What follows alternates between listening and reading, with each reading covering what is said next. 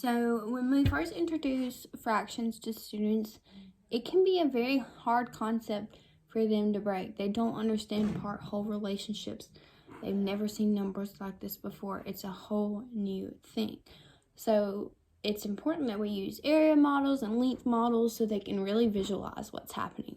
But a lot of times students aren't going to understand, oh, well, this circle is broken down into pieces and they have to be equal. They're not going to instantly see that, oh, because this is 3 equal pieces. They're just going to see, okay, 3 parts. And then when they're trying to draw circles with 3 equal parts, they're not going to do equal parts because they're just going to see 3 parts. Or with the length model, they're not going to realize that each section has to be equal.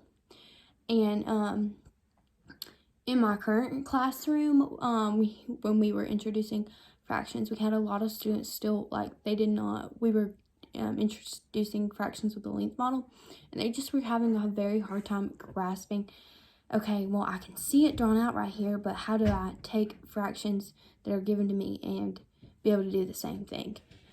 And so for students, we began, instead of just saying, here's a number, draw a length model and do it exactly how you saw it drawn. Well, instead of saying that, we decided, okay, well, we're going to take it into something they can relate to, something that makes sense for them. So for the area model, we said, think about a pizza. If you and 8 friends wanted to share a pizza, it wouldn't be fair if you all got different slices.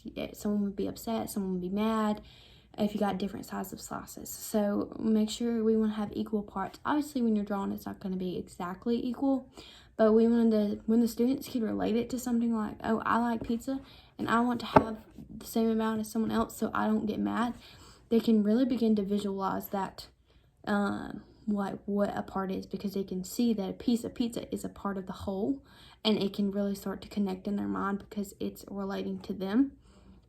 So that began working, and then with the length model, we did it as a candy bar. Well, if you and all your friends want to split a candy bar 4 ways, you all want the same amount, right? So when we are breaking this candy bar, or the length model that we have drawn as our example candy bar, we want to break it into 4 even pieces because we all want to have the same amount. We don't want anyone upset or angry because they did not get the same amount.